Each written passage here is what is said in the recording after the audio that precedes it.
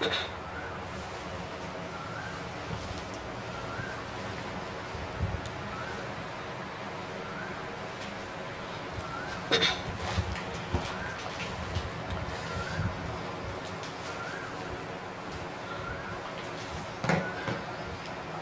Morning, welcome to yesterday morning news. రాష్ట్రంలో polling date దగ్గరకు వస్తుంది కాబట్టి ఏదైతే తెలంగాణలో ప్రధాన పార్టీలు ఒకరినొకరు చాలా ఘాటుగా విమర్శించుకోవడం జరుగుతుంది. ప్రధానంగా కాంగ్రెస్ పార్టీ బీజేపీ పైన ఏదైతే రిజర్వేషన్ రద్దు చేస్తామని ఒక అంశాన్ని అయితే చాలా బలంగా తీసుకెళ్తుంది.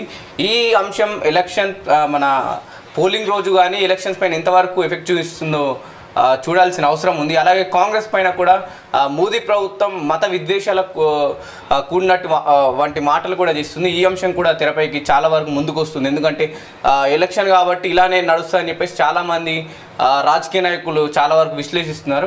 అలాగే బీఆర్ఎస్ కూడా మరోవైపు మేము ఎంపీ సీట్లు మాకు రాకపోతే తెలంగాణని వీళ్ళు ఉంచరు, చాలా వరకు ఢిల్లీకి అమ్మేస్తారని చెప్పేసి కేసీఆర్ గారు చేసిన వ్యాఖ్యలు కానీ అలాగే బీఆర్ఎస్ వాళ్ళు చేసిన వ్యాఖ్యలు కానీ చాలా వరకు దుమారమే లేపుతున్నాయి సోషల్ మీడియాలో. చూద్దాం అసలు తెలంగాణలో రాజకీయం ఎలా నడుస్తుందనే విషయాలపై మనతో పాటు మార్నింగ్ న్యూస్లో మాట్లాడడానికి కంటెసాయన గారు ఉన్నారు. రైట్, ఒకసారి మనం మార్నింగ్ న్యూస్లో ప్రధాన పేపర్లో ప్రధాన వార్తలు చూసే ప్రయత్నం చేద్దాం. ముందుగా ఈనాడు ముమ్మాటికి రిఫరెండమే, మా పాలనపై నమ్మకంతో చెబుతున్నా 14 సీట్లు గెలుస్తాం. కాంగ్రెస్ భాజపాల మధ్య పోటీ. కేసీఆర్కు ఎందుకు ఓటేయాలని ప్రజలు అడుగుతున్నారు. హామీలన్నీ అమలు చేస్తాం. రుణమాఫీకి ప్రత్యేక కార్పొరేషన్ ఏర్పాటు చేస్తాం. చంద్రబాబుపై వ్యక్తిగత ద్వేషంతోనే ఏపీ ఎన్నికలపై కేటీఆర్ వ్యాఖ్యలు. ఈనాడు ఈటీవీ ముఖాముఖిలో ముఖ్యమంత్రి రేవంత్ రెడ్డి. ఇక్కడ మనం ఒకటి గమనించారే, రుణమాఫీకి ప్రత్యేక కార్పొరేషన్ ఏర్పాటు చేస్తామంటున్నారు. ఇంతకు ముందేమో ఎట్ ఏ టైం 2 లక్షల రైతు రుణమాఫీని ఎట్ ఏ టైం నేను రుణమాఫీ చేస్తా అని చెప్పేసి ప్రకటించినటువంటి రేవంత్ రెడ్డి గారే మళ్ళీ ఇంటర్వ్యూలో రుణమాఫీకి ప్రత్యేక కార్పొరేషన్ ఏర్పాటు చేస్తామనంటే మరి దాన్ని ఏది ఉద్దేశించి అంటున్నాడో, మరి నిజంగానే కార్పొరేషన్ ఏర్పాటు చేసే వరకు మళ్ళీ తాత్సారం చేస్తారో ఏం చేస్తారో అర్థం కానటువంటి పరిస్థితులు ఈ నాయకుల మాటల్ని బట్టి చూస్తే మనకు అర్థమవుతుంది. 7 లక్షల కోట్ల రూపాయల అప్పు, ఎండిపోయిన రిజర్వాయర్లను కేసీఆర్ మా ప్రభుత్వానికి వారసత్వంగా అందించారు. 2014లో ఏడాదికి 6,000 కోట్ల అప్పుల కింద తిరిగి చెల్లిస్తే ఇప్పుడు నెలకు 7,000 కోట్లు చెల్లించాల్సిన దుస్థితి మేము వచ్చాక 4 నెలల్లోనే అప్పులకు 26,000 కోట్లు చెల్లించాం. దుబారాను తగ్గించి నిధులను జాగ్రత్తగా వినియోగించడం, ఆదాయం పెంపు చర్యలు తీసుకోవడం వల్ల ఇప్పటికే ప్రతి నెల 500 కోట్ల నుంచి 600 కోట్ల వరకు ఆదాయం పెరిగిందని ముఖ్యమంత్రి పిసిసి అధ్యక్షుడు రేవంత్ రెడ్డి తెలిపారు. ఇక్కడ గమ్మత్ ఏంటంటే ముఖ్యమంత్రి ప్లస్ మళ్ళీ పిసిసి అధ్యక్షుడు అంటే 2 పదవులు అనుభవిస్తున్నాడు. కాబట్టి పార్టీ పరంగా ఇటు ప్రభుత్వ అంటే దీన్ని ఎట్లా అర్థం చేసుకొని అర్థం కావట్లేదు. అందుకే ముఖ్యమంత్రి అని అంటే ఏ పార్టీకి సంబంధం లేకుండా వాళ్ళు ఏ పార్టీ కార్యకర్తలైనా ఏ పార్టీ అభిమానులైనా రాష్ట్ర ప్రజల మొత్తానికి కూడా ముఖ్యమంత్రిగా తను నాయకత్వం వహించాల్సినటువంటి బాధ్యతలు ఉన్న సీఎం రేవంత్ రెడ్డి గారు అదేవిధంగా తను ప్రమాణం చేసింది కూడా అదే పద్ధతిలో చేసి ఇవాళ చేసిన ప్రమాణానికి అర్థం లేని విధంగా మళ్ళీ ఒకవైపు పార్టీ పదవులు అనుభవిస్తూ ఆ పార్టీకి అనుబంధంగా తిను ప్రయత్నం చేస్తుంటే ఆ పరిపాలన కొనసాగిస్తుంటే మరి ఇది నిజంగా సీఎం చేసే పనేనా? అసలు సీఎం పదవికి ఈ పిసిసి పదవికి పొంతన కుదురుతుందా? సంబంధం ఉన్నదా? క్వైట్ ఆపోజిట్ కదా.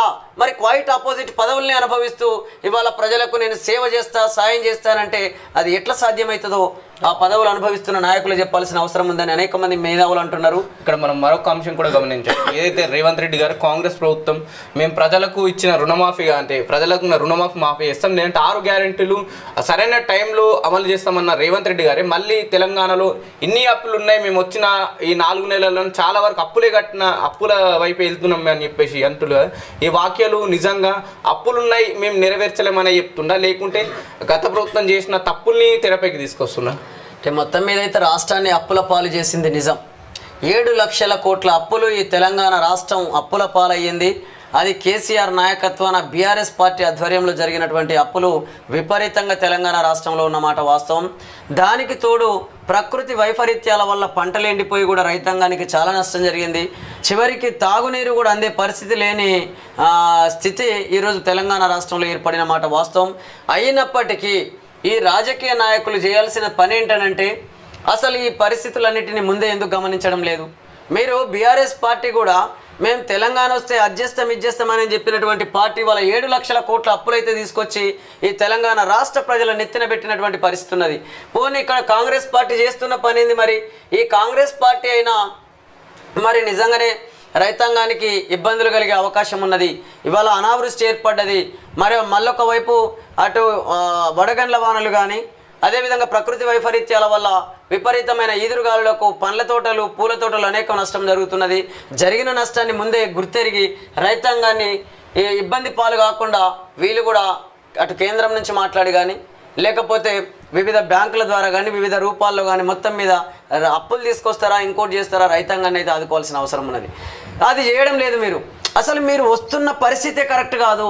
మీరు రాజకీయ నాయకులుగా ఎన్నుకుంటూ పడుతున్నటువంటి పరిస్థితే కరెక్ట్ కాదని చెప్పేసి అనేక మంది మేధావులు మాట్లాడుతుంటే నాకు గుండె తరుక్కుపోతుంది. నిజంగా వాళ్ళు చెప్తున్న మాటలు వింటుంటే అవును నిజమే కదా అనిపిస్తుంది. పెట్టుబడులు పెట్టి రాజకీయాల్లోకి వస్తున్న వాళ్ళు, అత్యంత ధనవంతులైనటువంటి వాళ్ళు, అనేక రకాల ప్రలోభాలకు గురి చేస్తూ ప్రజలకు ఓటుకు నోటు పంచుకుంటూ వస్తున్నటువంటి రాజకీయ నాయకులు ఈ ప్రజలకు న్యాయం ఎట్లా చేస్తారో అర్థం కాని పరిస్థితి ఉందని చెప్పేసి అనేక మంది మేధావులు మాట్లాడుతున్న మాటల్ని చూస్తుంటే నిజంగా ఇవన్నీ సాధ్యమవుతాయా అనిపిస్తున్నది. అది నేనంటున్న మాట కాదు, అనేక మంది మేధావులు మాట్లాడుతున్న మాటల్ని మీ దృష్టికి తీసుకొస్తున్నాను. ఇవాళ అంటే దాదాపు మనకి ఇక్కడ ముఖ్యమంత్రి పిసిసి అధ్యక్షుడు రేవంత్ రెడ్డి తెలిపారనే మాటల్లోనే ఒకవైపు ముఖ్యమంత్రి పదవి, రెండో వైపు పిసిసి అధ్యక్ష పదవి, రెండు భిన్నమైనటువంటి లక్షణాలతో కూడిన పదవుల్ని అతను అంటే ఆ బాధ్యతల్ని నిర్వర్తిస్తున్నటువంటి పరిస్థితి ఉన్నది. 50,000 కోట్లతో పూర్తి చేయాల్సిన కాళేశ్వరం ప్రాజెక్టుకు 1,50,000 కోట్లు నివాసానికి విలాసవంతమైన భవనాలు కావాల్సిన వారికి కాంట్రాక్ట్ విలువలను భారీగా పెంచి 1,00,000 పనిని 10 లక్షలు చేయించడం, ఇలా అనేక రకాలుగా బారాస హయాంలో ఖజానాపై భారం మోపి భారీగా అప్పులు చేశారని ధ్వజమెత్తారు. అసెంబ్లీ ఎన్నికల సమయంలో ఇచ్చిన గ్యారంటీల్లో 5 అమలు చేయమని ఆగస్టు 15లోగా రైతులకు రుణమాఫీ చేసి తీరుతామని ఈనాడు ఈటీవీకి ఇచ్చిన ఇంటర్వ్యూలో సీఎం స్పష్టం చేశారు.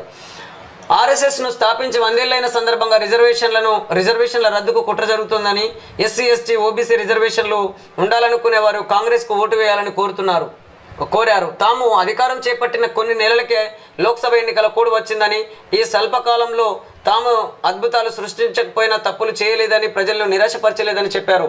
5 ఏళ్లు పాలించేందుకు ప్రజలు తీర్పు ఇస్తే మొదటి 100 రోజుల్లోనే గ్యారంటీల అమలుకు చర్యలు తీసుకున్నామని తెలిపారు. ఈ నమ్మకంతోనే లోక్సభ ఎన్నికలను తమ పాలనకు ముమ్మాటికి రెఫరెండంగానే మోదీ ఆమోదించాలా ప్రజలను అంటే మొత్తం మీద తమ పాలనను ముమ్మాటికి రెఫరెండంగానే భావించాలని ప్రజలను కోరుతున్నామన్నారు. మోదీని దించాలా ఉంచాలనే దానిపై ప్రస్తుత ఎన్నికలు జరుగుతున్నాయని, తెలంగాణలో పోటీ కాంగ్రెస్కు భాజపాకు మధ్యనని స్పష్టం చేశారు.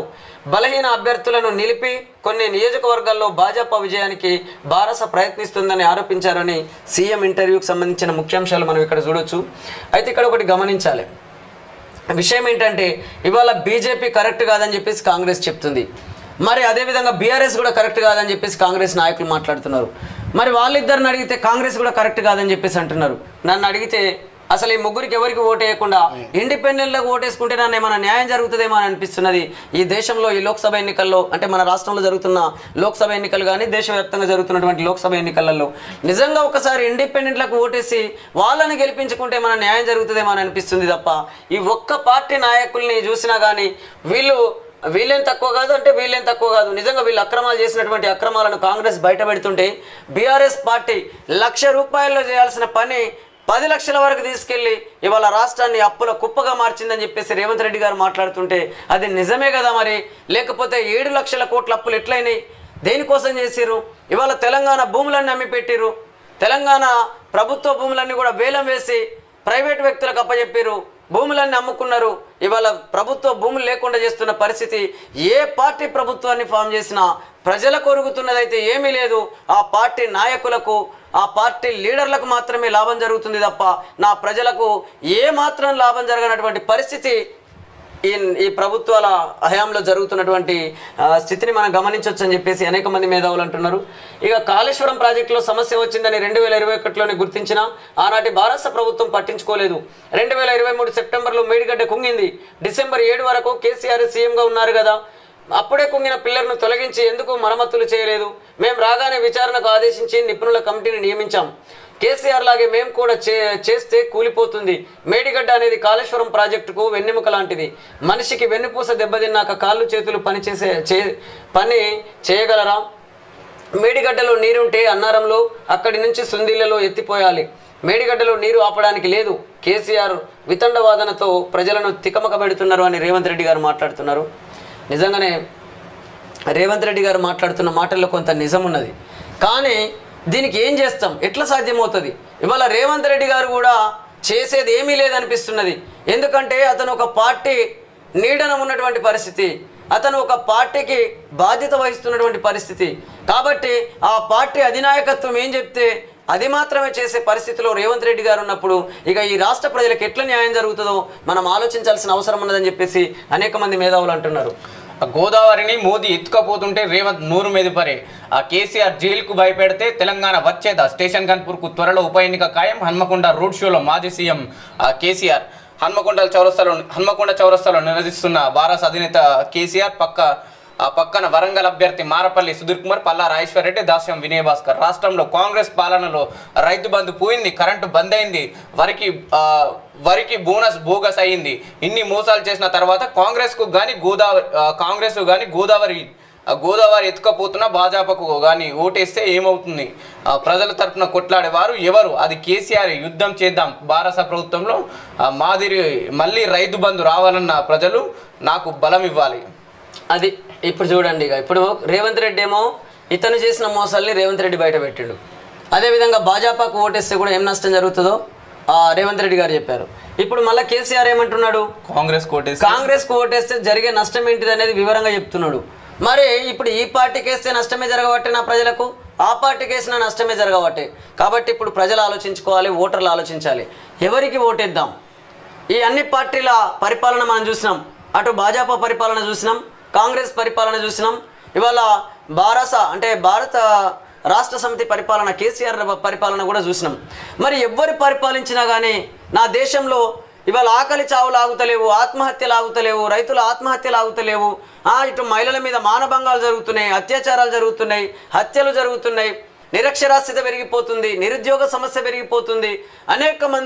అనేక యూనివర్సిటీలలో డిగ్రీలు, పీజీలు, పిహెచ్డీలు చేసినటువంటి అనేక మంది యువకులు ఇవాళ ఉద్యోగాలు లేక, ఉపాధి అవకాశాలు లేక ఆత్మహత్యలు చేసుకునే పరిస్థితికి వచ్చింది.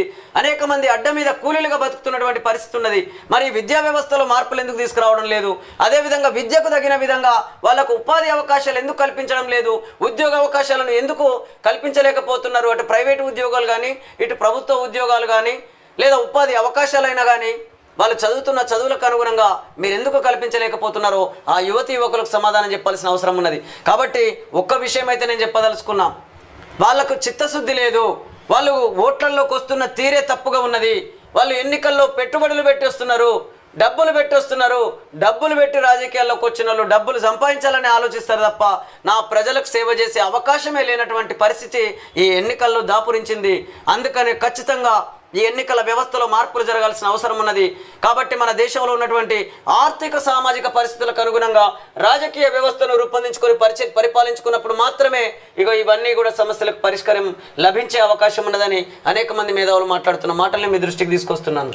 అబద్ధాల కాంగ్రెస్ గ్యారంటీ హామీలు అమలు చేయలేక రేవంత్ తప్పుడు ప్రచారం. కిషన్ రెడ్డి అబద్ధాలే కాంగ్రెస్ పార్టీ గ్యారంటీ అన్నట్లుగా రాష్ట్రంలో సీఎం రేవంత్ రెడ్డి ప్రభుత్వం పనిచేస్తుందని భాజపా రాష్ట్ర అధ్యక్షుడు కేంద్ర మంత్రి జి కిషన్ రెడ్డి విమర్శించారు. భాజపా కేంద్రంలో మూడోసారి అధికారంలోకి వస్తే రిజర్వేషన్లు రద్దు చేస్తామంటూ సీఎం తప్పుడు ప్రచారం చేస్తున్నారని మండిపడ్డారు. రిజర్వేషన్లు రద్దు చేస్తారనడం ఈ దశాబ్దంలోనే అతిపెద్ద అబద్ధం అని ఎద్దేవా చేశారు. ఆయన పార్టీ ఎప్పుడు ఇటలీ కాంగ్రెస్గా మారిందన్నారు. భాజపా కార్యాలయంలో ఆయన ఆదివారం రాష్ట్ర ప్రధాన కార్యదర్శులు బంగారు శృతి, కాసం వెంకటేశ్వరరావు, అధికార ప్రతినిధులు ఎన్వి సుభాష్, రాణి రుద్రమ తదితరులు కలిసి విలేకరుల సమావేశంలో మాట్లాడారు. ఏదైతే కాంగ్రెస్ బలంగా తీసుకెళ్తున్న నినాదం ఏంటంటే మళ్ళీ బీజేపీ వస్తే ఎస్సీ ఎస్టీ బీసీల రిజర్వేషన్లు రద్దు చేస్తామని ఒక వాదన బలంగా తీసుకెళ్తుంది. ఈ వాదన నిజంగా బీజేపీ పైన ఏమైనా ఎఫెక్ట్ చూపిస్తుందా? వీళ్ళన్నీ డ్రామాలు ఆడుతున్నారు అనిపిస్తున్నది. ఇప్పుడు ఏ పార్టీ చూసినా, ఏ పార్టీ నాయకుల మాటలు చూసినా వీళ్ళు మొత్తం మీద ప్రజల్ని కన్ఫ్యూజ్ చేసి వాళ్ళ పార్టీలే గెలుపు లక్ష్యంగా పనిచేస్తున్నటువంటి పరిస్థితి ఉన్నది తప్ప ఇక్కడ నా ప్రజలకు జరిగేదైతే ఏం కనబడతలేదు. నిజంగా రిజర్వేషన్ల విషయానికి వస్తే ఇవాళ బీసీలకు, ఎస్సీలకు, ఎస్టీలకు రిజర్వేషన్స్ ఏమున్నాయి? ఏం రిజర్వేషన్స్ అవి?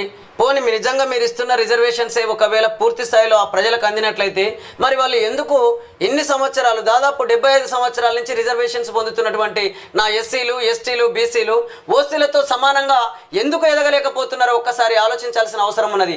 ఇప్పటి వరకు ఓసీ సామాజిక వర్గంతో సమానంగా ఆర్థికంగా కానీ సామాజికంగా కానీ ఎందుకు వాళ్ళు సమానత్వాన్ని సాధించలేకపోతున్నారు? అంటే మీరు ఇచ్చే రిజర్వేషన్లన్నీ కూడా అవి నిజాయితీగా ఎదిగే విధంగా రిజర్వేషన్స్ ఇవ్వడం లేదు. మీరు అధికారాన్ని పొందుతూ అధికారంలో మీరుంటున్నారు, వాళ్లకు ఆ చిల్లర మల్లర రిజర్వేషన్లు వాళ్ళకి ఇస్తూ మేము రిజర్వేషన్లు ఇస్తున్నాం. ఇక బీజేపీ వస్తే అసలు ఎస్సీలకు, ఎస్టీలకు, బీసీలకు రిజర్వేషన్లే ఉన్నాయనంటే ఏం ఎస్సీలంతా అమాయకుల్లా కనబడుతున్నారా? లేకుంటే ఎస్టీలకు ఆలోచన లేదనుకుంటున్నారా? లేకుంటే బీసీలందరూ ఏం చేయకుండా చేతులు కట్టుకొని కూర్చుంటారు అనుకుంటున్నారా? కాబట్టి ఈ దేశాన్ని 200 సంవత్సరాలకు పైగా పరిపాలించినటువంటి బ్రిటిష్ ప్రభుత్వాన్ని ఇక్కడ అంటే ఓడించి మన దేశానికి స్వాతంత్రం తీసుకొచ్చినటువంటి పరిస్థితి ఈ దేశ ప్రజలది. కాబట్టి ఈ దేశ ప్రజలు అంత అమాయకులు కాదు, వాళ్ళు చూస్తున్నారు ఇంకేదైనా ప్రత్యామ్నాయం వస్తే బాగుండు. ఈ దేశంలో ఆర్థిక సామాజిక సమానయం జరగాలంటే రాజకీయ సమన్యాయం జరగాల్సిన అవసరం ఉన్నది. కాబట్టి ఏదైనా ప్రత్యామ్నాయమైనటువంటి వ్యవస్థను రూపొందించుకోవాల్సిన అవసరం ఉన్నదని చెప్పేసి అనేక మంది మేధావులు ఆలోచిస్తున్నారు. కాబట్టి గీల ఊకదంపుడు ఉపన్యాసాలు వీళ్ళు ప్రజలను తికమక పెడుతున్నారు తప్ప ఏ పార్టీ పరిపాలన చూసినా ఏమున్నది గర్వకారణం, రోజు రోజు ఈ దేశం అప్పుల పాలవ్వడం తప్ప ఇంకేమున్నదని చెప్పేసి అనేక మంది మేధావులు మాట్లాడుతున్నారు. కాబట్టి ఇవన్నీ కూడా నమ్మే పరిస్థితుల్లో లేరు. చూడాలి మరి రాబోయే రోజులలో ఏ పార్టీని చూసినా కానీ గట్లనే ఉన్నది. కాబట్టి ఖచ్చితంగా ప్రజలైతే ఆలోచిస్తున్నారు. తప్పనిసరి పరిస్థితుల్లో ఇప్పుడు ఓటు శాతం మనం గమనించవచ్చు, చాలా వరకు తగ్గిపోయింది. ఓటు శాతం తగ్గిపోతున్నది ఈ రాష్ట్రంలో, వివిధ రాష్ట్రాలలో కానీ అదేవిధంగా ఈ దేశంలో కానీ ప్రజలు ఓటు వేయాలంటే కొంత విముఖత చూపుతున్నటువంటి పరిస్థితి ఉన్నది అని అంటే వీళ్ళ పరిపాలన ఏ రీతిలో ఉందో మనం అర్థం చేసుకోవచ్చు.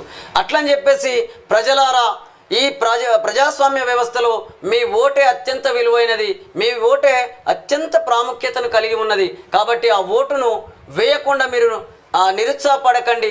మీ ఓటు ద్వారా ఖచ్చితంగా మీరన్నా నిలబడండి, ఇండిపెండెంట్ల కన్నా ఓటేయండి. ఇండిపెండెంట్ అభ్యర్థులుగా మీరన్నా నిలబడి ఎన్నికల్లో మార్పు కోసం మీరు ప్రయత్నం చేయండి. కానీ ఓటేయడం మాత్రం ఆపకండి.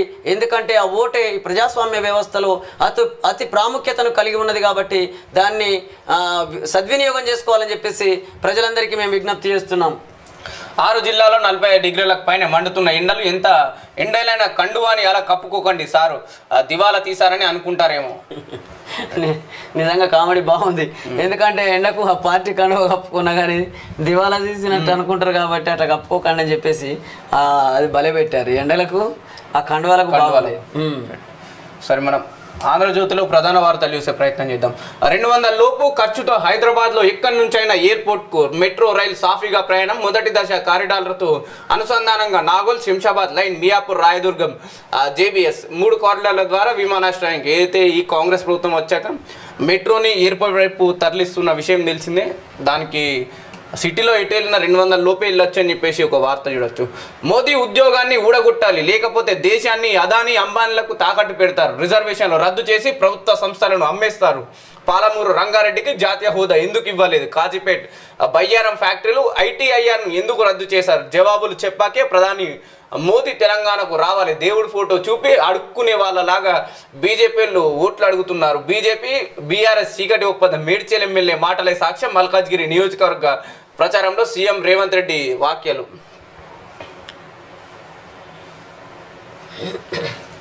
కాళేశ్వరం కహాని. ఈ ప్రాజెక్టు బీఆర్ఎస్ ప్రభుత్వ ఇంజనీరింగ్ తప్పిదమే. తమ్మిడిహెట్టి వద్ద 165 టీఎంసీలు లేవని సిడబ్ల్యూసీ చెప్పిందంటూ బీఆర్ఎస్ సర్కారు అబద్ధాలు. తెరపైకి మేడిగడ్డ, హడావిడిగా డిపిఆర్ తయారీ, జియోటెక్నాలజికల్ పరిశోధన ఒకచోట, బ్యారేజీలు మరో చోట. మేడిగడ్డ కుంగుబాటు ఖచ్చితంగా మానవ నిర్మిత విపత్తి. ప్రపంచంలోనే అతిపెద్ద ఎత్తిపోతల కాదు, విఫల పథకం. కాళేశ్వరం లోపంపై కేంద్ర జలశక్తి శాఖ సలహాదారు వెదిరి శ్రీరామ్ వరుస కథనాలు. ఆంధ్రజ్యోతి ప్రత్యేకనం. 2014 కంటే ముందు నీళ్ల విషయంలో తెలంగాణకు జరిగిన అన్యాయం మీద అందరం కొట్లాడి ప్రత్యేక రాష్ట్రం తెచ్చుకున్నాం. కానీ గత 10 ఏళ్లలో ప్రజలు ఎన్నుకున్న తెలంగాణ ప్రభుత్వం గోదావరి, కృష్ణానదుల నీళ్లు ప్రాజెక్టుల విషయంలో చేసిన నిర్వాహకాలు, మరీ ముఖ్యంగా గోదావరి నదిపై నిర్మించిన కాళేశ్వరం ప్రాజెక్టులో భాగమైన మేడిగడ్డ, అన్నారం, సుందిళ్ల బ్యారేజీల నిర్మాణంలో లోపాలు తెలంగాణకు తెలంగాణకు శాపంగా మారాయి. మేడిగడ్డ బ్యారేజీ కుంగుబాటు రాష్ట్ర ప్రజలను కుంగుబాటుకు గురి చేసింది. ఆ ప్రాజెక్టు వైఫల్యం కేవలం కుంగుబాటు సంఘటనతోనే బయటపడిందా అంటే కానే కాదు. ఈ వైఫల్యం గురించి అప్పటి ప్రభుత్వ పెద్దలకు అధికారులకు ముందే తెలిసి ఈ విషయాన్ని ఎందుకు తొక్కిపెట్టారో కానీ అది తెలంగాణకు అతి భారంగా పరిణమించింది అని కేంద్ర జలశక్తి శాఖ సలహాదారు వెదిరి శ్రీరామ్ అంటున్నారు.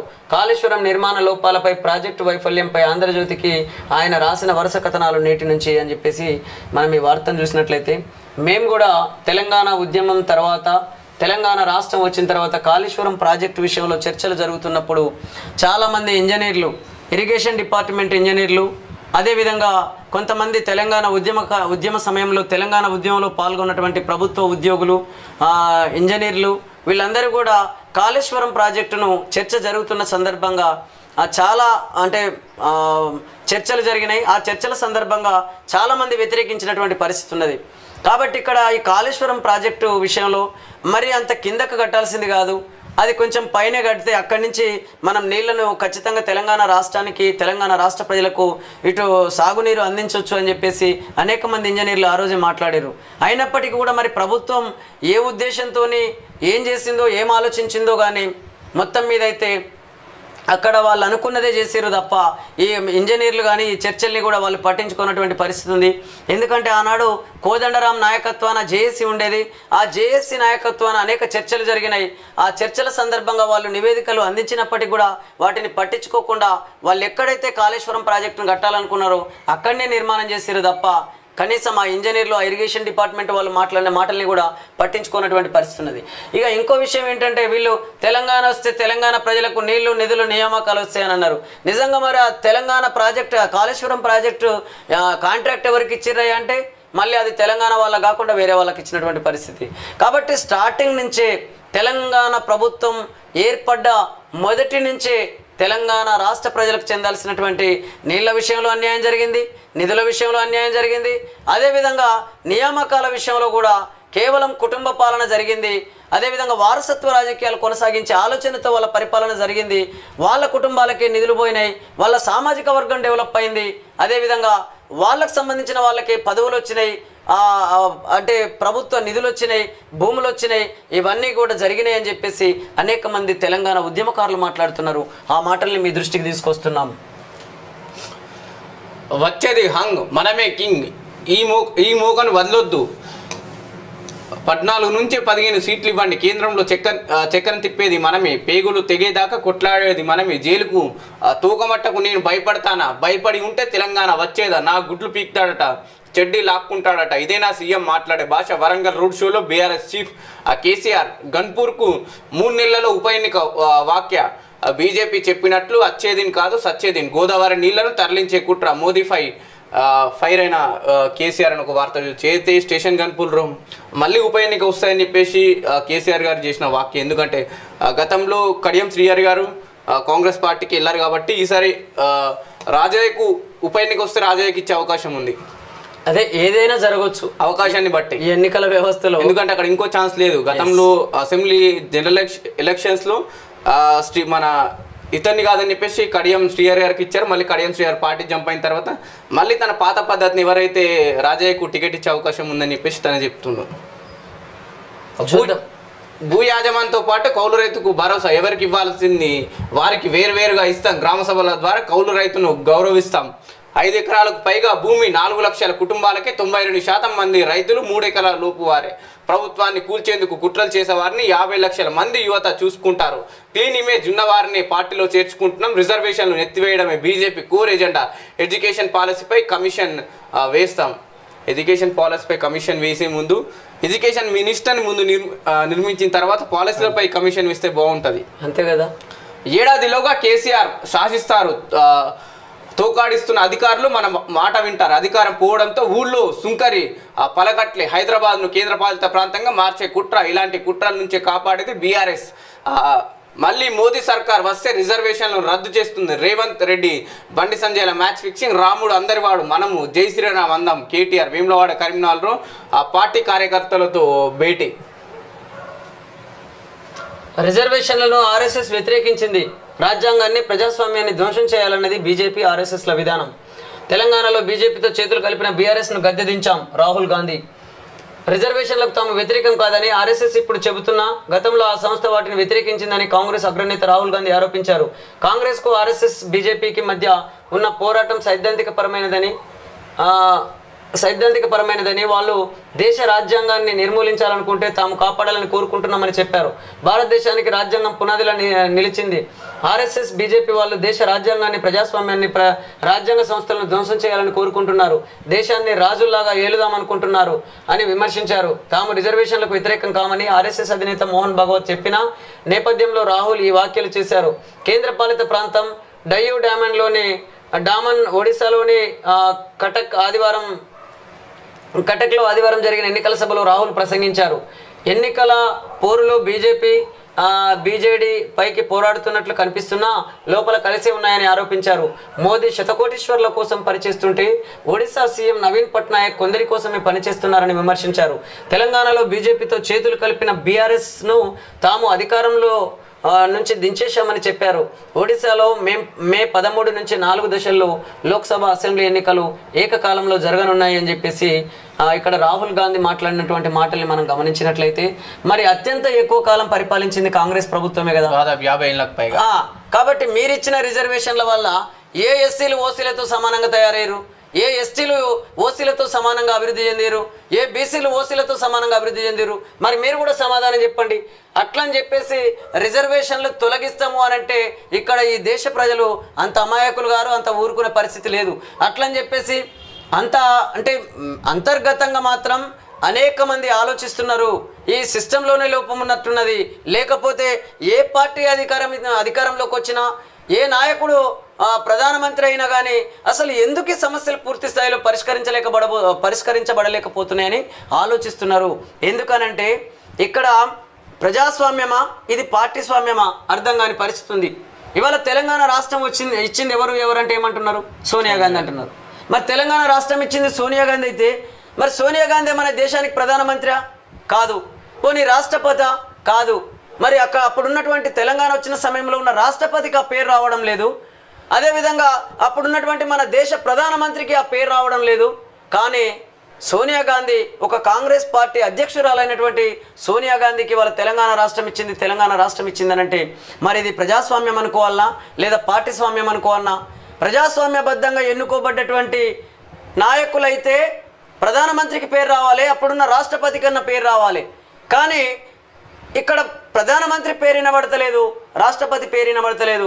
కానీ మాట్లాడితే సోనియా గాంధీ మేడం ఇచ్చింది తెలంగాణ రాష్ట్రం, సోనియా గాంధీ మేడం ఇచ్చింది అంటున్నారు. కాబట్టి ఇది ముమ్మాటికి పార్టీ స్వామ్యం. కాబట్టి పార్టీ స్వామ్యం ప్రజాస్వామ్యం ముసుగులో అత్యంత ధనవంతులు కొంతమంది పార్టీలు పెట్టుకొని వాళ్ళు కుటుంబ రాజకీయాలు చేస్తూ అదేవిధంగా వారసత్వ రాజకీయాలను కొనసాగించే అవకాశం ఉన్నది, ఆ ప్రమాదం ఉన్నది. కాబట్టి ఎన్నికల వ్యవస్థలో మార్పులు తీసుకొచ్చుకొని ప్రజాస్వామ్యబద్ధంగా ప్రజలకు బలాన్ని కల్పించాలి అని చెప్పేసి అనేక మంది మేధావులు మాట్లాడుతున్నారు.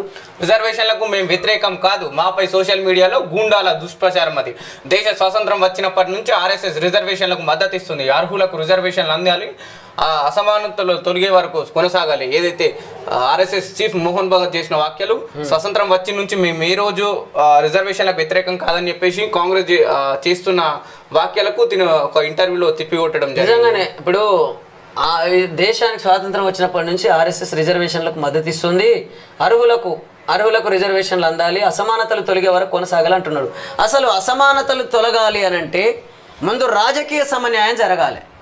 పరిపాలన విభాగంలోకి ఎస్సీలు, ఎస్టీలు, బీసీలు, ఓసీలు అన్ని సామాజిక వర్గాలకు జనాభా దామాషా ప్రకారం రాజకీయ పదవులు అందినప్పుడు మాత్రమే, పరిపాలన విభాగంలోకి వీళ్ళందరూ వచ్చినప్పుడు మాత్రమే ఇది సాధ్యమయ్యే అవకాశం ఉన్నది. నిజంగా ఈ ఆర్థిక సమన్యాయం జరగాలంటే ఆర్థిక రిజర్వేషన్లు ఎవరిస్తారు? ఆర్థిక రిజర్వేషన్లు ఇచ్చేది ఈ పాలకులు, ఈ ప్రభుత్వం. మరి పరిపాలనను ఎవరు కొనసాగిస్తున్నారు? ఆ పాలకులు ఎట్లా తయారవుతున్నారు? పార్టీల బీఫామ్ల ద్వారా ఎన్నికల్లో నిలబడి ప్రజల ఓట్ల ద్వారా గెలుపొంది వాళ్ళు పరిపాలనలోకి వస్తున్నారు. మరి వచ్చిన పాలకులందరూ ఎట్లొస్తున్నారో మనకు తెలియదా? ప్రజలకు తెలియదా? చూస్తలేరా? నేనంటున్న మాట కాదు, అనేక మంది ప్రజలు మాట్లాడుతున్నారు, మేధావులు మాట్లాడుతున్న మాటలు చెప్తున్నా. డబ్బులు పెట్టి రాజకీయాల్లోకి వస్తున్నప్పుడు ఇక ఈ ఆర్థిక సమన్యాయం ఎట్లా జరుగుతుంది? వాళ్ళకి నచ్చిన వాళ్ళకు, వాళ్ళకి ఇష్టమైన వాళ్ళకు, వాళ్ళ బంధువులకు, వాళ్ళ మిత్రులకు ఈ కాంట్రాక్టులన్నీ కట్టబెడుతూ అదేవిధంగా ప్రభుత్వ భూములన్నీ ప్రైవేట్ పరం చేస్తూ, ప్రభుత్వ ఆస్తులన్నింటినీ ప్రైవేట్ పరం చేస్తూ, అందులో బినామీల పేర్లతో వీళ్ళ పెట్టుబడులే పెడుతూ, అదేవిధంగా అనేక చోట్లల్లో ప్రభుత్వాలను నిర్వీర్యం చేస్తూ, ప్రభుత్వ సంస్థలన్నీ నిర్వీర్యం చేస్తూ, ప్రైవేట్ సంస్థలను పెంచి పోషిస్తున్నటువంటి ఈ పరిస్థితులలో నా ప్రజలకు ఆర్థిక సమన్యాయం ఎట్లా జరుగుతుంది, సామాజిక సమన్యాయం ఎట్లా జరుగుతుందో అర్థం కాని పరిస్థితుల్లో ఉన్నారు నా ప్రజలు అని చెప్పేసి అనేక మంది మేధావులు అంటున్నారు. కాబట్టి ఇప్పటికైనా మనం ఇక్కడ ఒకటి గమనించాలి. అసమానతలు తొలగే వరకు రిజర్వేషన్లు ఇవ్వడం కాదు, అసమానతలు తొలగే వరకు ముందు రాజకీయ పదవులు ఇవ్వండి.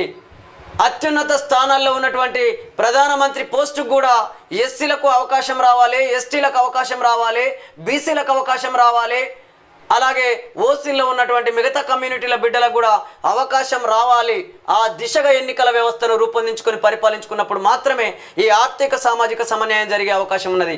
లేకపోతే పార్టీలు టికెట్ ఇస్తాయి, ఇక పార్టీ చెప్పినట్లే ఈ నాయకుడు వినాలి, పార్టీ చెప్పినట్లే ఈ పరిపాలన కొనసాగాలి. ఇంక అంతకుమించి ఏం జరుగుతుంది ఈ దేశంలో? అది నేనంటున్న మాట కాదు. ప్రజలారా ఒకసారి గమనించండి, నాయకులారా, మేధావులారా, అన్ని పార్టీల నాయకులారా, మీరు కూడా ఒకసారి ఆలోచించండి. కొంతకాలం ఉండిపోయేటోళ్ళం మనం. ఈ దేశం సమగ్రంగా ఉండాలి అన్నా, ఈ దేశం ప్రపంచ దేశాలకి ఒక ఆదర్శవంతమైన దేశంగా తయారవ్వాలన్నా అన్ని సామాజిక వర్గాల ప్రజలు ఉన్నారు ఇక్కడ. అన్ని సామాజిక వర్గాల ప్రజలు ఓట్లేస్తున్నారు, పన్నులు కడుతున్నారు. అన్ని ప్రభుత్వ ఆఫీసులలో ప్రజాస్వామ్యబద్ధంగా అన్ని సామాజిక వర్గాల ప్రజలు తమ ఉద్యోగులుగా ఉద్యోగ బాధ్యతలను నిర్వర్తిస్తున్నారు. అదేవిధంగా ఈ దేశ రక్షణ కోసం బిఎస్ఎఫ్ జవాన్లుగా కూడా అన్ని సామాజిక వర్గాల ప్రజలు ఈ దేశాన్ని కంటికి రెప్పలా కాపాడుకుంటున్నారు. కాబట్టి అన్ని సామాజిక వర్గాల ప్రజలకు ఇటు రాజకీయంగా పదవుల విషయంలో సమన్యాయాన్ని చేయగలిగినప్పుడు మాత్రమే ఈ ఆర్థిక సామాజిక సమన్యాయం జరిగే అవకాశం ఉన్నదని చెప్పేసి మేధావులు మాట్లాడుతున్న మాటల్ని మీ దృష్టికి తీసుకొస్తున్నాను. రిజర్వేషన్లు రద్దు పెద్ద అబద్ధం, కాంగ్రెస్ పార్టీ గ్లోబల్స్ ప్రచారం చేస్తుంది. కేంద్ర మంత్రి షా ప్రసంగాన్ని మార్ఫింగ్ చేశారు. అబద్ధాలే Congress guarantee. G Kishan Reddy SC ST రిజర్వేషన్ల రద్దు అనే దుష్ప్రచారం, మత రిజర్వేషన్లను తెచ్చింది కాంగ్రెస్, మేము అధికారంలోకి రాగానే రద్దు. బండి సంజయ్ చేసిన వాక్యాలు. రైట్, ఒకసారి దిశలో ప్రధాన వార్తలు చూసే ప్రయత్నం చేద్దాం. దేవాగౌడ్ కొడుకు మన్మడపై లైంగిక వేధింపుల కేసు, పని మనిషిని వేధించారనే అభియోగాలు, వైరల్గా మారిన Prajwal Revan sex video clippings. SIT ఏర్పాటు చేసిన కర్ణాటక సీఎం సిద్ధరామయ్య బెంగళూరు నుంచి ఫ్రాంక్ఫర్ట్కు పరారైన ప్రజ్వల్ రేవన్ ఏదైతే దేవగౌడ్ కొడుకు మన్మడపై లైంగిక వేధింపుల కేసు నమోదైంది. గతంలో వాళ్ళ తాతగారు ప్రధాని మన భారతదేశానికి. అదే అర్థం కావట్లేదు అసలు, వీళ్ళు కావాలని రాజకీయ కుట్రలా లేకపోతే నిజంగానే వేధింపులకు గురి చేస్తున్నారా? కానీ ఒకటైతే నిజం, అమాయకులైనటువంటి పేద మహిళల మీదనే ఈ అత్యాచారాలు, ఈ వేధింపులు జరుగుతున్నాయి తప్ప ధనవంతుల, ఇప్పుడు మహిళలు అందరు మహిళలే, ఏ తల్లులైనా ఏ చెల్లెలైనా వాళ్ళందరూ మన ఆడబిడ్డలే. కానీ ఎందుకు జరుగుతున్నది ఇది? దీన్ని ఎందుకు అరికట్టలేకపోతున్నాం? దీన్ని ఎందుకు ఆపలేకపోతున్నాం? కాబట్టి దానికి అనుగుణంగా మనం ఆ చట్టాలను రూపొందించుకొని అవి చట్టాలన్నీ కూడా పూర్తిగా ప్రజలకు తెలిసే విధంగా పాఠ్యాంశంగా మనం చట్టాలను ప్రజల దగ్గరికి తీసుకెళ్లాల్సిన అవసరం ఉన్నది. తద్వారా కఠినంగా వాటిని అమలు చేసినప్పుడు మాత్రమే ఈ బాగే అవకాశం ఉన్నది. ఇక లేకపోతే రాజకీయ నాయకుల కొడుకులకే ఇక ఇట్లాంటి పరిస్థితి అంటే ఇలాంటివి ఉన్నాయి అని అంటే మరి అందులో పనిచేస్తున్నటువంటి పేద మహిళల మీద ఇట్లాంటి అత్యాచారాలు, అఘాయిత్యాలు జరుగుతున్నాయంటే మరి వాళ్ళకి ఇక రక్షణ ఎక్కడ కల్పించాలి? ఎవరు కల్పించాలి? కాబట్టి వాళ్ళకు రక్షణ లేకుండా పోతున్నది. అదేవిధంగా ఇక్కడ రాజకీయ కుట్రలతో కూడిన పరిపాలన కూడా కొనసాగుతున్నది. కాబట్టి ఇవన్నిటికీ ఫుల్ స్టాప్ పడాలి అనంటే ఈ రాజకీయ వ్యవస్థలో మార్పులు రావాల్సినటువంటి అవసరం ఎంతైనా ఉన్నది. ఎక్కువ కాండోమ్స్ వాడుతున్నది ముస్లింలే, మైనారిటీలు మెజారిటీ అవుతున్నారంటూ హిందువులను మోడీ భయపెడుతున్నారు. ప్రజల్లో ఎందుకు విద్వేషాన్ని రెచ్చగొడుతున్నారు? MIM chief Asaduddin. ఇక్కడ కూడా మనం ఒకటి గమనించాలి, ఎక్కువగా కండోమ్స్ వాడుతున్నది ముస్లిమ్సే అని అంటున్నారు. కావచ్చు, మేము కాదంటలేం. అంటే మీరన్న మాటలకే సమాధానం, మేము చెప్తున్న మాట కాదు, ప్రజలు అంటున్నారు. నిజంగానే ఒకవేళ మీరు కండమ్స్ వాడినట్లయితే మరి ఆపరేషన్స్ ఎందుకు చేయించుకోవట్లేదు? ఆపరేషన్స్ రేషియో చూసుకుందాం. లేదా ఒక్కరు ఎంతమందిని అంటున్నారు? ఇవాళ ఇద్దరి కంటే ఎక్కువ కంటే ఎన్నికల్లో నిలబడడానికి అర్హత లేనటువంటి నియమ నిబంధనలు కూడా మనం పెట్టుకున్నప్పటికీ ఎందుకో ఈ అంటే జనాభా నియంత్రణను ఎందుకు అన్ని మతాలకు సంబంధించిన వాళ్ళు కావచ్చు, ప్రతి భారతీయుడికి ఆ బాధ్యత ఉన్నది. కాబట్టి జనాభా నియంత్రణ విషయంలో అందరూ ఆ బాధ్యత తీసుకోవాల్సినటువంటి అవసరం ఉన్నది. కానీ ఇక్కడ మీరు ఎన్నికల సందర్భంగా ఎక్కువ కండోమ్స్ వాడుతున్నది ముస్లిమ్సే అని అంటున్నారు. కానీ నిజంగా మరి ఎంతమంది ఆపరేషన్లు చేసుకున్నారు, జనాభా ఎంత ఉన్నది, అందులో ఎంతమందికి ఇద్దరిద్దరు పిల్లలు కన్నారు, ఎంతమంది ఎక్కువ శాతం పిల్లలు కన్నారు, ఆ లెక్క మాకంటే కూడా మీకే ఎక్కువ తెలుస్తుందని చెప్పేసి ఇక్కడ బీజేపీలో ఉన్న నాయకులు మిమ్మల్ని అడుగుతున్నారు. కాబట్టి మీరు వాళ్ళకి సమాధానం చెప్పండి. అంటే ఏది ఏమైనా ఇక్కడ మత రాజకీయాలు చేస్తున్నది మీ ఎంఐఎం పార్టీ, మత రాజకీయాలు చేస్తున్నది ఇంకొక పార్టీ. ఇట్లా ఏ పార్టీ తీరు చూసినా ఏమున్నది గర్వకారణం? ఏ ఒక్క పార్టీ చూపి మత రాజకీయాలు చేయనటువంటి పార్టీ ఏది ఉన్నది? అంటే కొంత ఎక్కువ తక్కువ ఉండొచ్చు, కానీ దాదాపు అన్ని పార్టీలు కూడా ఈ పరిపాలనలోకి రావడం కోసం మతాలను వాడుకుంటున్నాయి, కులాలను వాడుకుంటున్నాయి, ప్రాంతీయ విద్వేషాలను వాడుకుంటున్నాయి, ధనాన్ని కూడా వాడుతుంది. ఇట్లా అన్ని రకాలుగా వాడుతూ సామ భేద దాన దండోపాయాలన్నీ వాడుతూ ఎన్నికల్లో గెలిపే లక్ష్యంగా ఈ పార్టీలు ప్రయత్నం చేస్తున్నటువంటి పరిస్థితి ఉన్నది అని చెప్పేసి అనేక మంది మేధావులు మాట్లాడుతున్న మాటల్ని మీ దృష్టికి తీసుకురావడం జరుగుతుంది. రిజర్వేషన్ కాంగ్రెస్ బ్రహ్మాస్త్రం, బీజేపీని ఇరుకున పెట్టేలా పక్కా స్ట్రాటజీ. ఆర్ఎస్ఎస్ను ఉచ్చులోకి లాగిన సీఎం, రిజర్వేషన్లకు ఆ సంస్థ వ్యతిరేకం అంటూ కామెంట్. రంగంలోకి ఆర్ఎస్ఎస్ చీఫ్ మోహన్ భగత్. రిజర్వేషన్లకు తాము వ్యతిరేకం కాదంటూ వివరణ. డ్యామేజ్ కంట్రోల్ చర్యల్లో భాగమేనని విమర్శలు. తెలంగాణ జనాభాలో 85% ఎస్సీ ఎస్టీ బీసీలే. ఆ రిజర్వేషన్లు రద్దు చేయాలనే ఉద్దేశం కాంగ్రెస్దే. రేవంత్ చెడ్డీలు విప్పుతాడు, ఆ పేగులు మెడలో వేసుకుంటాడు. దమ్ముంటే ఇచ్చిన హామీలు అమలు చేయాలి. కిషన్ రెడ్డి. రిజర్వేషన్లకు ఆర్ఎస్ఎస్ వ్యతిరేకం కాదు, సమాజంలో అసమానతలు తొలగేదాకా అవి ఉండాల్సింది. RSS chief Mohan Bhagat. ఇక్కడ ఒకటి గమనించాలి మనము, ఇతను మొత్తం మీద వీళ్ళెవరూ రిజర్వేషన్లకు వ్యతిరేకం కాదంటున్నారు. ఇవాళ మనకు రేవంత్ రెడ్డి గారు మాట్లాడుతున్న మాటల్లో కూడా అంటే ఆర్ఎస్ఎస్ను ఉచ్చులోకి లాగిన సీఎం, రిజర్వేషన్లకు ఆ సంస్థ వ్యతిరేకం అంటూ కామెంట్. రంగంలోకి ఆర్ఎస్ఎస్ చీఫ్ మోహన్ భగవత్. అదేవిధంగా రిజర్వేషన్లకు తాము వ్యతిరేకం కాదంటూ వివరణ. డ్యామేజ్ కంట్రోల్ చర్యల్లో భాగమేనని విమర్శలు. తెలంగాణ జనాభాలో 85% ఎస్సీ ఎస్టీ బీసీలే అని చెప్పేసి మనకు రేవంత్ రెడ్డి గారు. మనం ఇక్కడ ఒకటి గమనించాలి, నిజంగా 85% ఎస్సీ ఎస్టీ బీసీలే ఉంటే మరి వీళ్ళు కేటాయించిన సీట్లలో 85% వాళ్ళకి ఇవ్వన్నా వద్దా? ఈ రాష్ట్రంలో ఒక పీసీసీ అధ్యక్షుడిగా ఉన్నటువంటి రేవంత్ రెడ్డి గారికి తెలియదా ఈ విషయం? మరి మీరే మాట్లాడుతున్నారు కదా, దాదాపు 85% ఎస్సీ ఎస్టీ బీసీలే ఇక్కడ ఉన్నారు అని అంటే మరి 85% మందికి మీ కాంగ్రెస్ పార్టీ ఎన్ని సీట్లు కేటాయించింది తెలంగాణ రాష్ట్రంలో? మనం మొన్ననే చెప్పినాం, 42 మీరు మన చెప్పింది 42 మంది రెడ్డి సామాజిక వర్గానికి ఇచ్చిర్రు అని అంటే టికెట్లు. మరి మీరేం సామాజిక న్యాయాన్ని పాటించినట్లు? కాబట్టి ఏ పార్టీ తీరు చూసినా ఏమున్నది, వీళ్ళు మాటల్లో తప్ప చేతుల్లో మాత్రం సామాజిక న్యాయాన్ని పాటించడం లేదు. అందుకేనేమో ఈ దేశంలో దాదాపు 75 సంవత్సరాలు ఇంకేముంది, ఇంకా కొద్దిగా అటు ఇటు అయితే ఒక తరమే పోతుంది స్వాతంత్రం వచ్చిన తర్వాత. కానీ ఒక తరం పోయినా కూడా ఇప్పటికీ తలరాతలు మారడం లేదు, కానీ పార్టీల నాయకుల తలరాతలు మారుతున్నాయి. ఆ పార్టీ నాయకులకు ఓట్లిస్తున్నటువంటి నా ప్రజల తలరాతలు మారడం లేదని చెప్పేసి అనేక మంది మేధావులు మాట్లాడుతున్న మాటల్ని మీ దృష్టికి తెస్తున్నాం. పరివార్ వాహన్ దేశవ్యాప్తంగా వెహికల్స్కు ఒకే వెబ్సైట్, ప్రతి వాహన వివరాలను అప్లోడ్ చేయాలనే నిబంధన. దానిని పట్టించుకొని గత ప్రభుత్వం ఇతర రాష్ట్రాల నుంచి వెహికల్ కొనుగోలు చేస్తే మాన్యువల్ పద్ధతిలోని రిజిస్ట్రేషన్లు ప్రస్తుత ప్రభుత్వం సైట్ను అమలు చేయాలని విజ్ఞప్తి. భువనగిరిలో ఒంటరిగానే పోటీ, మిగతా స్థానాల్లో కాంగ్రెస్కు మద్దతు. సిపిఎం నిర్ణయం. సిపిఎం పార్టీ కీలక నిర్ణయం తీసుకున్నది. భువనగిరిలో ఒంటరిగానే పోటీ చేయాలని డిసైడ్ అయింది. మిగతా 16 స్థానాల్లో కాంగ్రెస్కు మద్దతు ఇవ్వాలని నిర్ణయించుకుంది. తమ పార్టీ భువనగిరి అభ్యర్థిని బలపరచాలని ప్రజలకు విజ్ఞప్తి చేయాలని ఆ పార్టీ నేతలకు సిపిఎం రాష్ట్ర కార్యదర్శి తమ్మినేని వీరభద్రం సూచించారు. Parliament fight. ఈ నెల 26న హింసాత్మక ఘటనలో చోటు చేసుకున్న ఔటర్ మణిపూర్ పార్లమెంటరీ నియోజకవర్గంలోని 6 పోలింగ్ కేంద్రాల్లో రీపోలింగ్ నిర్వహించేందుకు ఈసీ సిద్ధమైంది. ఈ నెల 30న రీపోలింగ్ నిర్వహిస్తున్నట్లు వెల్లడించింది. ఇప్పటి వరకు జరిగిన లోక్సభ 2 దశల పోలింగ్లో కేవలం 8% మంది మాత్రం మహిళా అభ్యర్థులు ఉన్నారు. కాంగ్రెస్ రాకతో కర్ణాటకలో పేలుళ్లు మొదలయ్యాయి మోదీ అన్నారు. ఆ రాష్ట్రంలో ఎన్నికల ప్రచారం నిర్వహించిన ఆయన బెంగళూరు కేఫ్లో బ్లాస్ట్ జరిగితే సిలిండర్ పేలిందని కాంగ్రెస్ బుకాయించిందని ఆరోపించారు. ఇది ఒక్క పేలుల విషయంలో అయితే నిజంగా భయం అవుతుంది. కాంగ్రెస్ పార్టీ అధికారంలో ఉన్నప్పుడు హైదరాబాద్లో పేలులు జరిగినాయి, ముంబైలో పేలులు జరిగినాయి. అదేవిధంగా అంటే బీజేపీ వచ్చినాక జరగలేదంటే బీజేపీ వచ్చిన తర్వాత కూడా భారత సైన్యం మీద పేలులు జరిగితే చాలామంది సైనికులు నష్టపోయినటువంటి పరిస్థితి ఉన్నది. కానీ నిజంగా అసలు భయం వేస్తుంది. ఏ పార్టీకి ఓటేయానో, ఏ పార్టీకి ఓటేస్తే ఏం జరుగుతుందో అనేది ప్రజలైతే ఒక రకంగా భయభ్రాంతులకు గురవుతున్నటువంటి పరిస్థితి ఉన్నది. ఎందుకంటే ఇలా పార్టీల నాయకుల మాటలు చూస్తుంటే ఆ పార్టీ మంచిది కాదు, ఈ పార్టీ మంచిది కాదు అనేమో ఈ పార్టీ చెప్తుంది, అదేవిధంగా ఆ పార్టీ ఏమో ఈ పార్టీ ఆ పార్టీ మంచిది కాదని వీళ్ళు చెప్తారు. అసలు ఏ పార్టీ మంచిదో ఏ పార్టీ మంచిది కాదో అర్థం కాని పరిస్థితిలోకి ఈ ప్రజల్ని నెట్టివేస్తున్నటువంటి స్థితిని మనం ఇక్కడ ఎన్నికల ప్రచారంలో గమనించవచ్చు అని చెప్పేసి అనేక మంది మేధావులు అంటున్నారు. మరి చూడాలి రాబోయే రోజుల్లో ఏం జరుగుతుందో మన దేశంలో. ప్రేమ జంట ఆత్మహత్య, పెళ్లికి పెద్దలు ఒప్పుకోకపోవడంతో సూసైడ్, పురుగుల మందు తాగి బలాన్మరణం. సూర్యాపేట జిల్లాలో ఘటన. పిఆర్పై చర్చిద్దాం రండి, మెమోరండంలో అంశాలపై వివరణ ఇవ్వండి. ఉపాధ్యాయ సంఘాల ప్రతినిధులకు ఆహ్వానం. వచ్చే నెల 15న పలు సంఘాలతో మీటింగ్ సమావేశానికి ఆహ్వానించిన కమిషన్ చైర్మన్.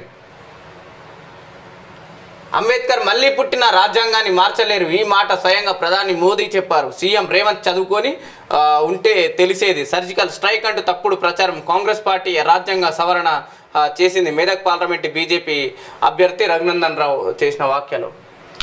కేంద్రంలో మనదే కీలక పాత్ర. బీఆర్ఎస్కు 14-15 మంది ఎంపీలు ఉండాలి. హామీలు అమలు చేయకుండా కాంగ్రెస్ మోసం చేసింది. కృష్ణానదిని తానే కట్టినట్లు రేవంత్ ప్రచారం చేసుకుంటున్నారు. ఎవరైనా నదిని కడతారా అన్నట్లున్నది సీఎం తెలివి. అట్లున్నది సీఎం తెలివి అని చెప్పేసి కేసీఆర్ చెప్తున్నాడు. ఎవరైనా నదిని కడతారా అట్లున్నది సీఎం తెలివి అని చెప్పేసి కేసీఆర్ మాట్లాడుతున్న మాటలు చూడొచ్చు. 3 నెలల్లో స్టేషన్ గన్పూర్కు ఉప ఎన్నిక.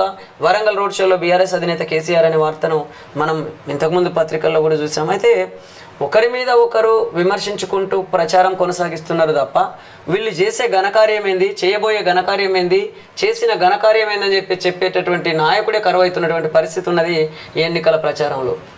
బీసీ రిజర్వేషన్లను పెంచుతాం, జనాభాకు అనుగుణంగా ఆ పార్టీ రాష్ట్రం నుంచి బహిష్కరించాలి. జనాభాకు అనుగుణంగా రిజర్వేషన్లు పెంచుతామంటున్నారు. ఎస్సీ ఎస్టీ బీసీ మైనార్టీల రిజర్వేషన్ల రద్దుకు బీజేపీ కుట్ర. అయితే పార్టీని రాష్ట్రం నుంచి బహిష్కరించాలి. బీఆర్ఎస్ బీజేపీ మధ్య చీకటి ఒప్పందం.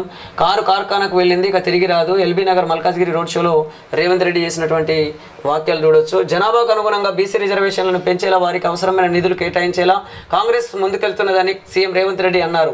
ఎల్బీ నగర్ మల్కాజ్గిరిలో ఆదివారం నిర్వహించిన రోడ్ షోలో మాట్లాడిన ఆయన బీఆర్ఎస్ బీజేపీపై విమర్శలు గుప్పించారు. ఆ 2 పార్టీల మధ్య చీకటి ఒప్పందం జరిగిందని ఆరోపించారు. రిజర్వేషన్లు రద్దు చేసేందుకు బీజేపీ కుట్ర చేస్తుందని ఆ పార్టీని రాష్ట్రం నుంచి బహిష్కరించాలని తెలిపారు.